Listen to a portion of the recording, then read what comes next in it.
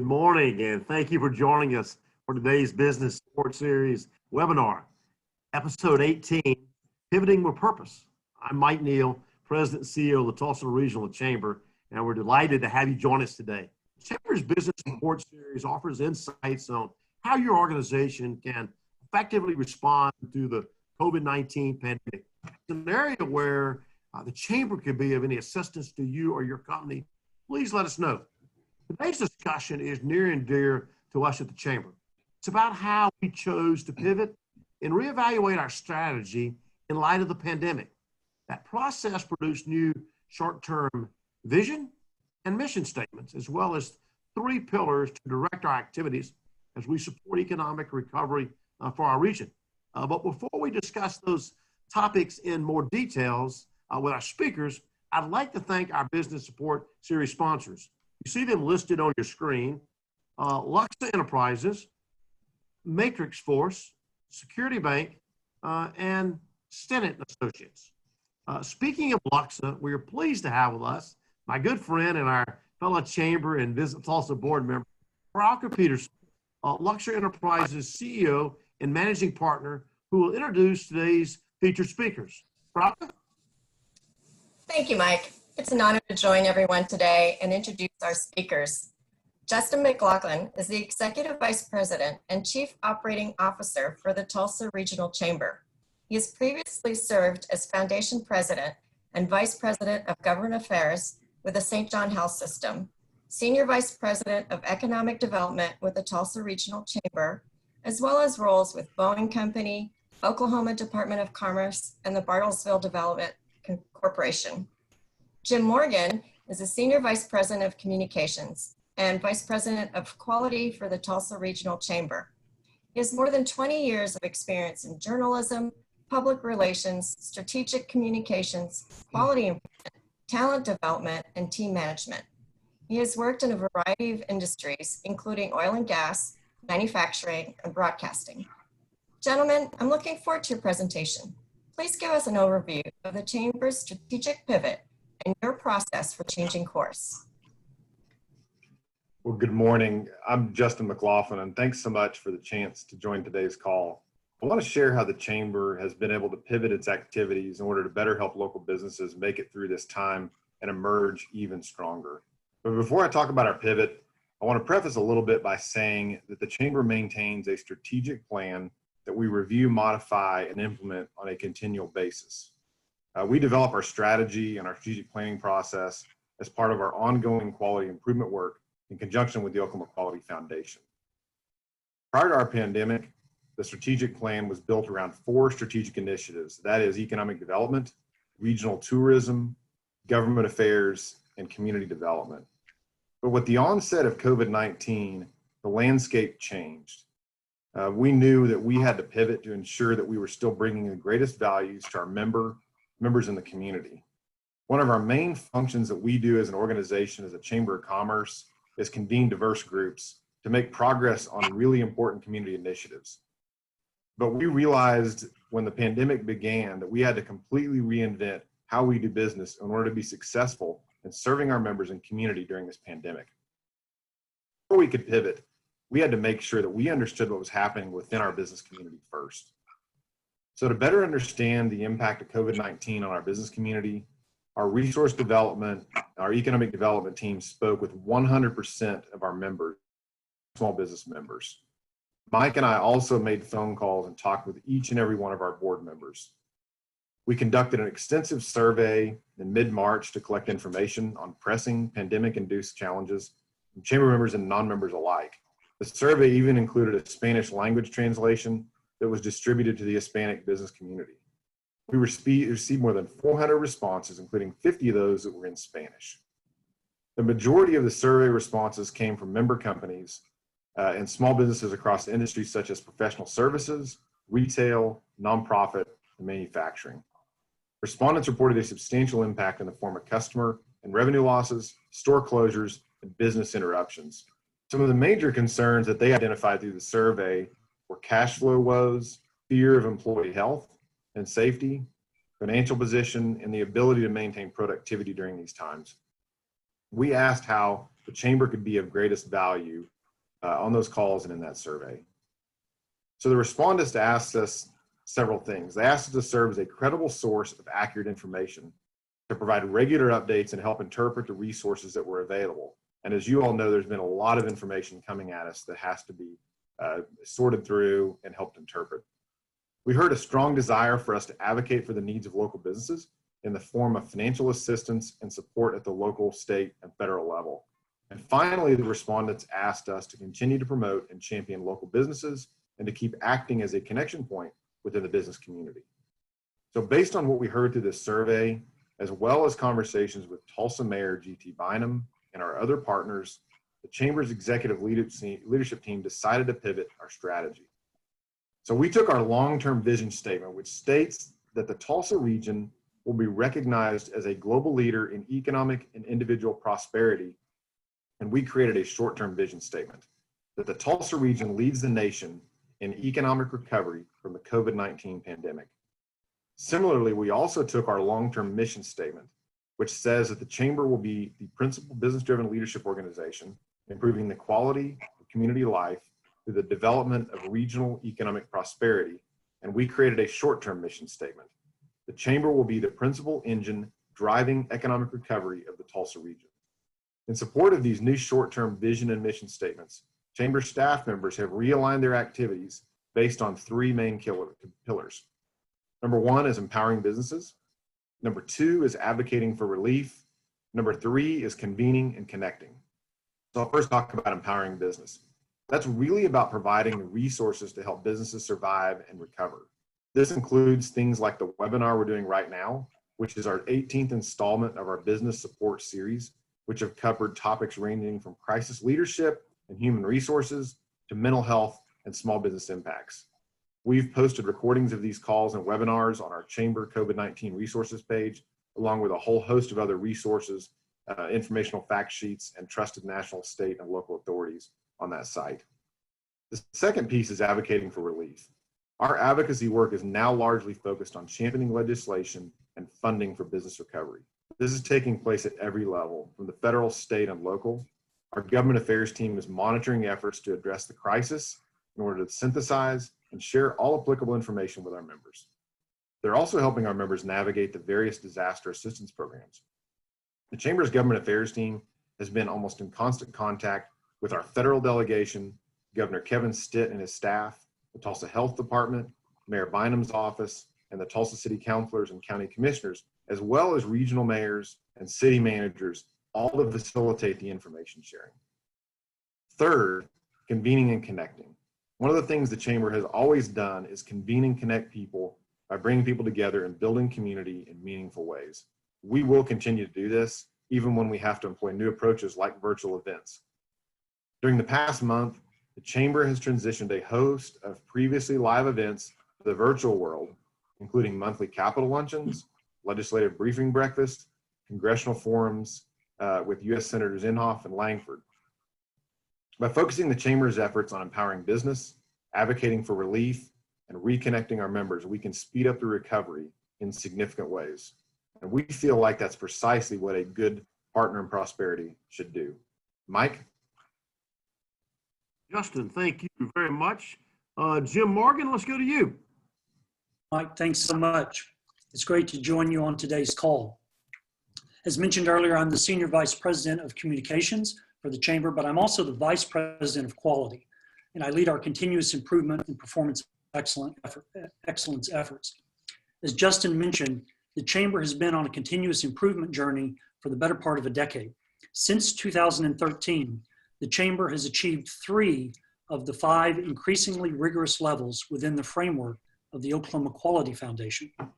That framework is based on an organization's ability to meet Malcolm Baldrige criteria, which focuses on role model performance and results. The Tulsa Regional Chamber achieved level 3 this past fall. Today, I want to talk about strategy development based mostly on 3 sets of experiences I've had. First, serving as a certified quality examiner assessing other organizations. Second, leading the continuous improvement efforts here at the Chamber. And third, having spent all of my formative years and well into my adulthood in the stands at the Indianapolis Motor Speedway watching the annual 500-mile race. Based on all these experiences, I have 3 quick recommendations for anyone looking to implement a strong strategy. Recommendation number 1, check your dashboard. In auto racing, the dashboard tells the driver everything they need to know about how their car is performing, the good, the bad, and the potentially dangerous. Drivers who ignore their key metrics, things like engine performance, fuel consumption, and tire wear, do so at their own peril. Similarly, organizations that are willing to examine their own strengths and weaknesses honestly, thoroughly, and regularly are much more likely to develop and implement a sound strategy than those that don't. At the Chamber, our 2 key performance measures are job creation and hotel room nights, both of which have been challenged as a result of the pandemic. These challenges signaled that we needed to pivot our strategy, as Justin described previously. The bottom line here, accurately identifying and then paying close attention to your key performance metrics and knowing when they are signaling for you to pivot or adjust is fundamental to long-term strategic success. Recommendation number 2, scan your environment. In auto racing, drivers must scan their environment constantly, checking for other cars, changes in track conditions, and accidents up ahead. After all, a driver cannot react to something they don't even see, and it's the things you don't see soon enough that can often take them out of the race. Similarly, organizations that make it a priority to scan and rescan and scan again their environment consistently outperform their rivals. Strategic organizations keep close tabs on both their strongest competitors and their most important collaborators. At the Chamber, we employ multiple methods to scan our environment. A great example of this is the leadership retreat we hold each fall, which gives us a chance to poll many of our key stakeholders about what they see as most critical to our regional success. Another example would be our inner city visits, which allow us to learn from how our peer communities perform. The bottom line here, because having a strong strategy is about positioning relative to other organizations, environmental scanning is critical to success. Recommendation number 3, find clean air. In auto racing, there's clean air and there's dirty air. Clean air is what the leader of the race enjoys. Clean air is free of turbulence and free of obstruction. It's the best possible scenario from the driver's perspective. Dirty air, on the other hand, is what every car except the leader runs through. It's air that's been disturbed, made turbulent by the leader, and it plays havoc with the handling of the cars trailing behind. Strategic organizations have a knack for finding clean air, whatever that might look like for them. For some, it might mean having the best product in an established market. For others, it might mean blazing a trail and having the first product in an emerging market. Either way, it keeps them from trailing behind a leader, stuck in dirty air. Instead, it makes them the leader in their chosen lane. Guess what? An organization that regularly checks its dashboard and constantly scans its environment is much more likely to position itself to grab that clean air. At the Chamber, finding clean air is about identifying where we can bring unique value. 2 great examples I'd point to are 1, the development of the Chamber-led One Voice Regional Legislative Agenda, which during the past dozen plus years has proved to be an indispensable advocacy tool for our region. And 2, Tulsa's Future, the Chamber-led Regional Economic Development Partnership, which has been instrumental in helping existing employers grow in our region and in attracting new companies since its inception back in 2005. I'll end on this. An old saying goes that in auto racing, in order to finish first you have to finish. Strong strategy does not guarantee a win every single time, but it absolutely helps keep you competitive and set you up for future success. Mike? Jim? Jim and Justin, thank you both so much. You guys did an outstanding job. Great kickoff to today's webinar. We do not have time to take live questions on the webinar today, but we have a number of questions that were submitted to us ahead of time to touch on. So let's start with you, and that is, what advice do you have for the individual employee, regardless of where they sit in an organization, who wants to contribute it to strategy during this COVID crisis? That's a great question, Mike. I would say we feel like every single person has an opportunity to help execute on that strategy.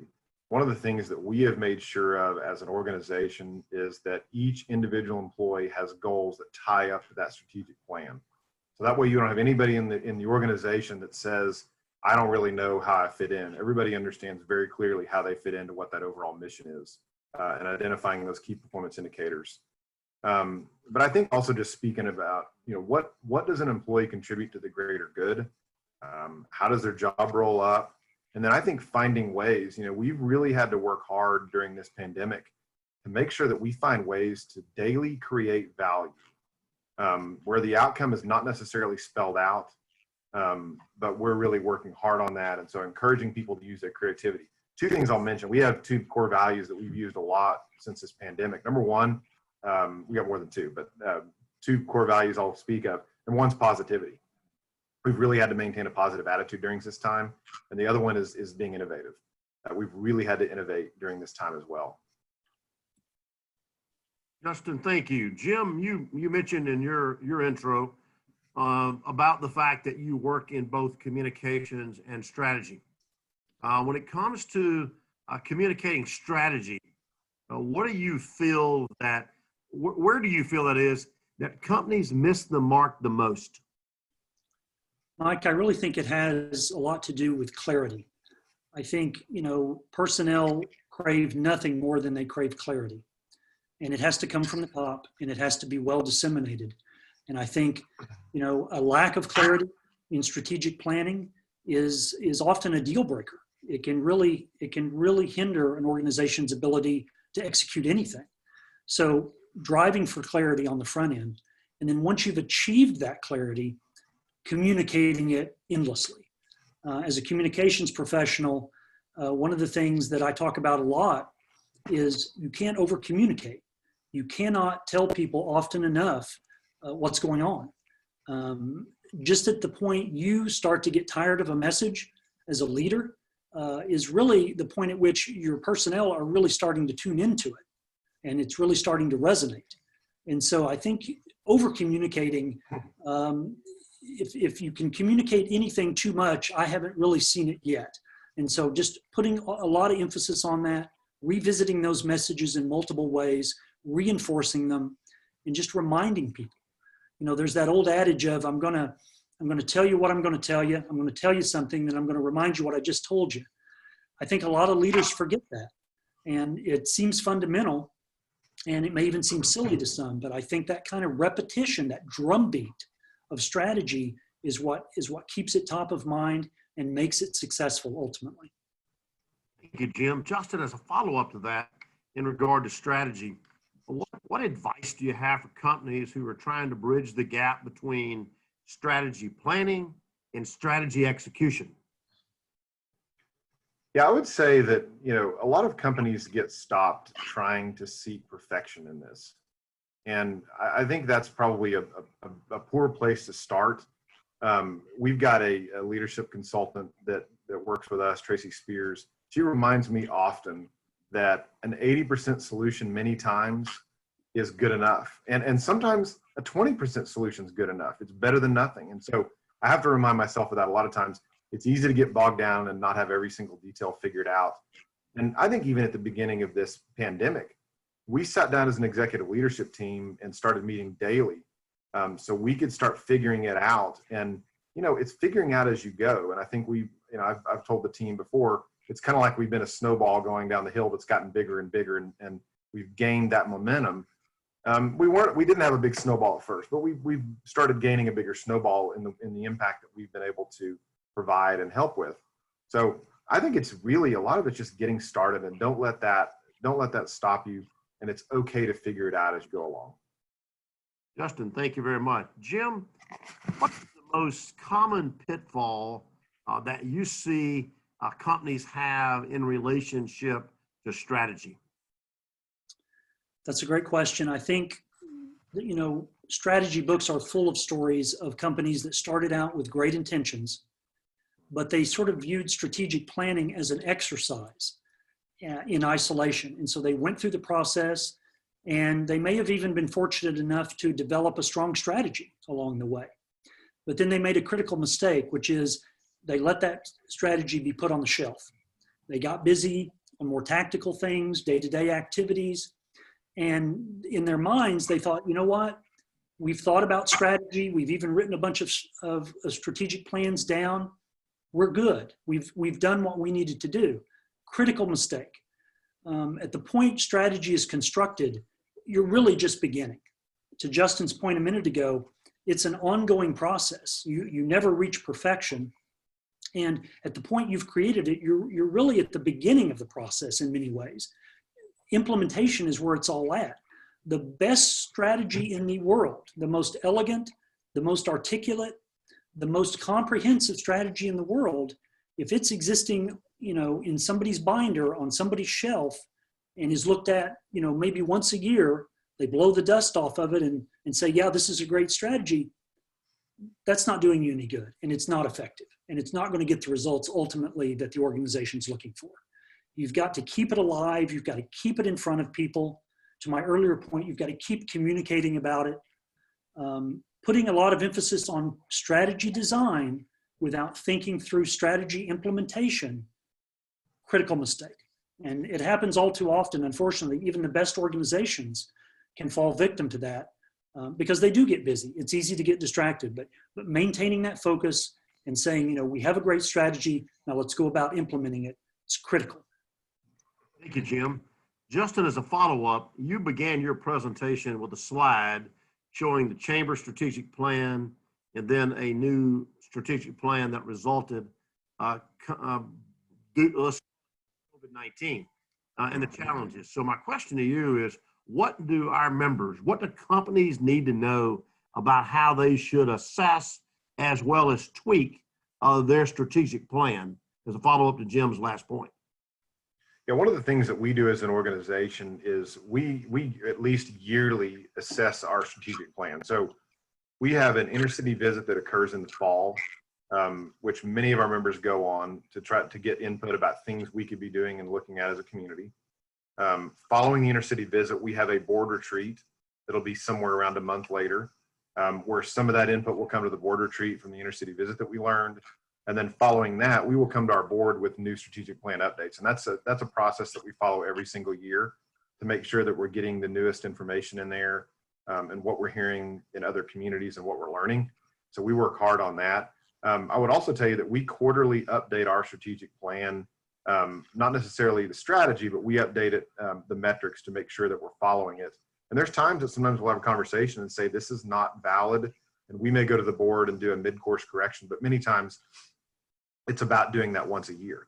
What I think you have to realize is, as we sat down with COVID-19, there is also a time where you have to retool everything.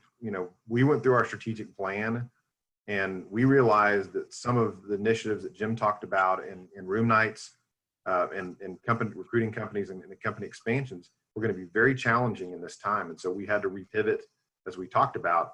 So it really is a matter of knowing when to do that. And I think this is one of those times that we had to do that. Thank you, Justin. Jim, question from me, and I'll ask you to respond in about 30 seconds if you would.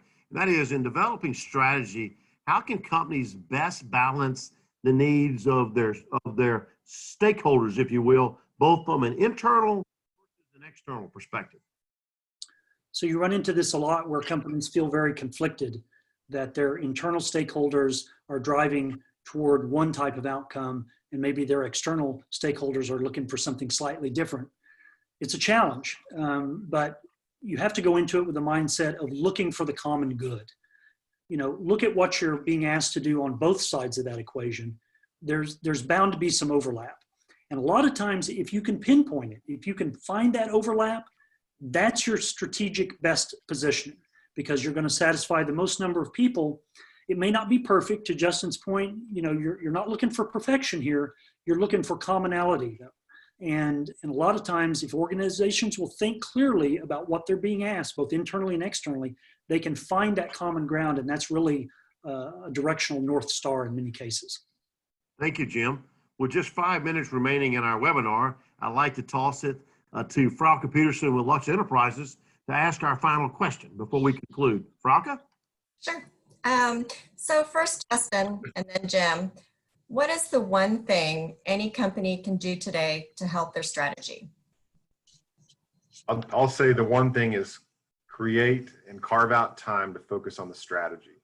It's one of the most difficult things to do. There's a lot of what I call crowd noise out there that run you in a lot of different directions, but it's sitting quietly in your office and focusing on strategy. And I think that's one of the most important things you can do. Thank you, Justin. Jim? I totally agree with that.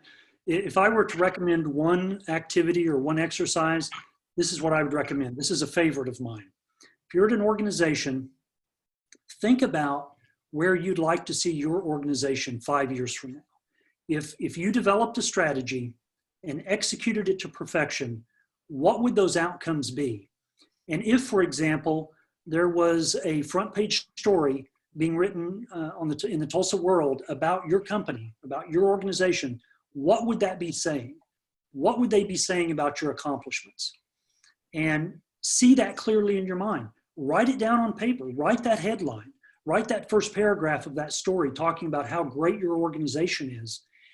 Look at that, internalize it, and then work backwards. Sort of reverse engineer, if you will, and think about, if this is going to be the headline in the Tulsa World 5 years from now, what do I need to start doing today to make that possible? That'll go a long way toward clarifying a lot of your strategic focus. Plus, it gives you a vision, a very concrete vision that you can keep referring back to, that you can share with personnel. It's really a rallying cry around what's possible for your organization. I love that exercise. I recommend it all the time. Thank you, Jim. Thank you, Justin. Thank you, Frauke. You guys have been magnificent today. Again, I'd like to thank our sponsors, Lux Enterprises, Matrix Force, Security Bank, and Stinnett & Associates for their support of this business support series. Your sponsorship is extremely important and valuable to us all. Thank you. To anyone who came in late, called in by phone, share this.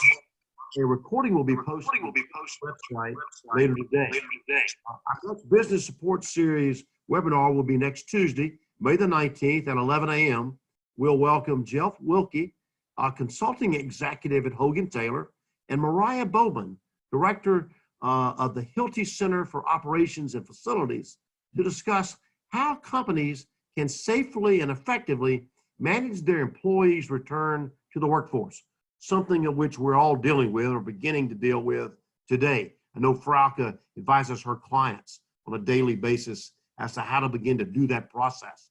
Also next week, we're delighted to host State Representative Kevin Wallace and State Senator Roger Thompson. They happen to be the State House and State Senate budget appropriations chairs. You may have seen in the headlines today about budget disputes between the governor and the legislature, and some vetoes and overriding vetoes. So we'll have a chance to hear firsthand from those prominent state legislative leaders at our virtual legislative briefing breakfast next Friday, May the 22nd at 9 a.m. Hope you'll mark your calendars and join us for that as well.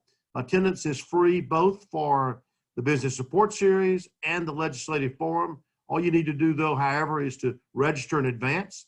You can do that for both events at tulsachamber.com/events.